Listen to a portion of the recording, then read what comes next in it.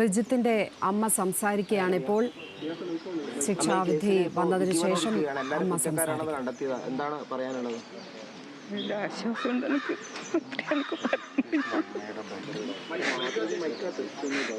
വിധിയില് സന്തോഷമുണ്ടോ? പ്രതികളെ കുറ്റക്കാരെന്ന് കണ്ടെത്തിയില്ലേ?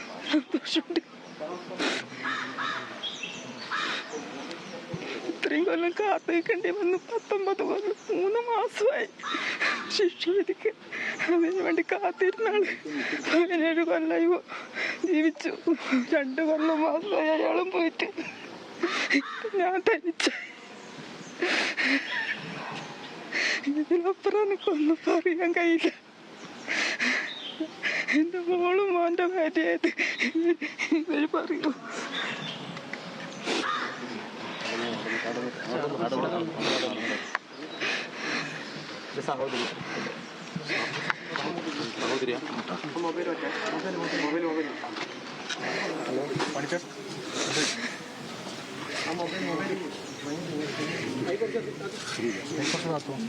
എന്താണ് വിധി വന്നതിൽ പറയാനുള്ളത്?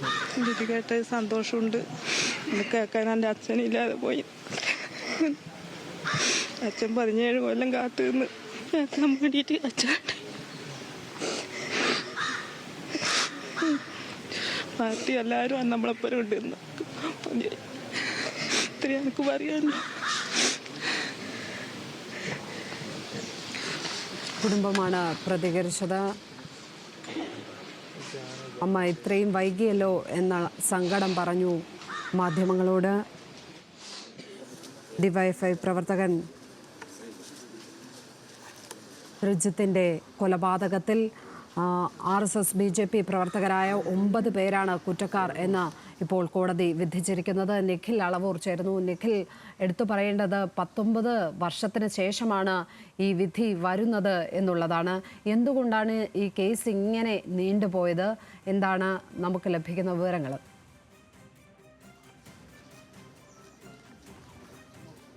അത് സ്വാഭാവികമായി നടപടിക്രമങ്ങളിൽ നേരിടുന്ന കേസുകളുമായി ബന്ധപ്പെട്ട കാലതാമസത്തിന്റെ ഭാഗം തന്നെയായിരുന്നു. അതിനപ്പുറത്തേക്കുള്ള വീഴ്ചകൾ ഈ കേസുമായി ബന്ധപ്പെട്ടുണ്ടായിരുന്നില്ല. ശാസ്ത്രീയമായ തെളിവുകൾ ഉൾപ്പെടെ ശേഖരിച്ചുകൊണ്ട് നടത്തിയ അന്വേഷണം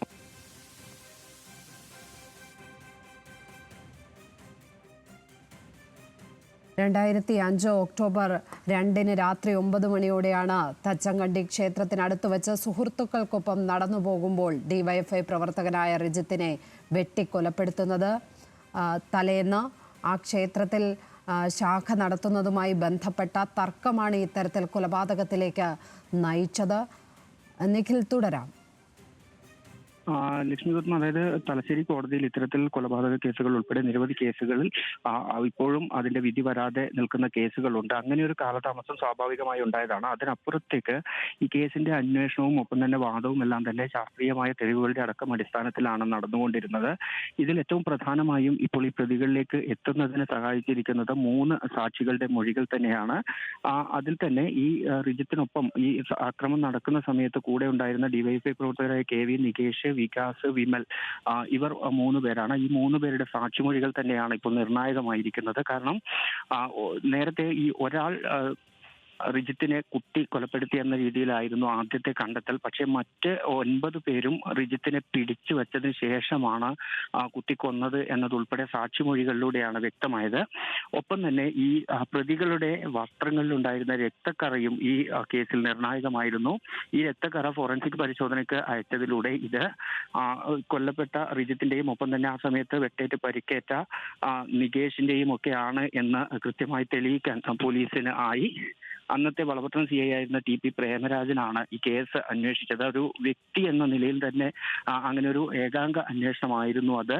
ആ അന്വേഷണത്തിലെ പഴുതുകളില്ലാതെ നടത്തിയ അന്വേഷണം കൂടിയാണ് ഇപ്പോൾ ഏതായാലും ഇങ്ങനെ പ്രതികൾക്ക് ശിക്ഷ ലഭിക്കുന്നതിലേക്ക് എത്തിയിരിക്കുന്നത്. 10 പേരാണ് അന്ന് ഈ സംഭവത്തിൽ ഉൾപ്പെട്ടിരുന്നത്. അതിൽ ഒരാൾ, ഈ കേസിലെ 3ാം പ്രതിയായ അജേഷ്, വിചാരണ നടക്കുന്നതിനിടെ മരിച്ചിരുന്നു.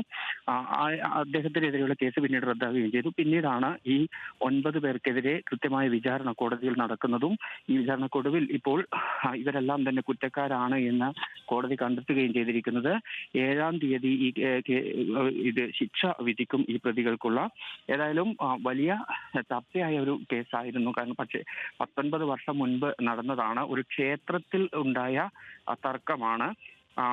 ചുണ്ട തച്ചൻകണ്ടി ക്ഷേത്രത്തിൽ RSS ശാഖ നടത്തിയതുമായി ബന്ധപ്പെട്ടുണ്ടായ തർക്കമാണ്. അങ്ങനെ ശാഖ നടത്തുന്നതിനെ ഡിവൈഎഫ്ഐ പ്രവർത്തകരായ റിജിത്തും ഉൾപ്പെടുന്ന ആളുകൾ ചോദ്യം ചെയ്തു.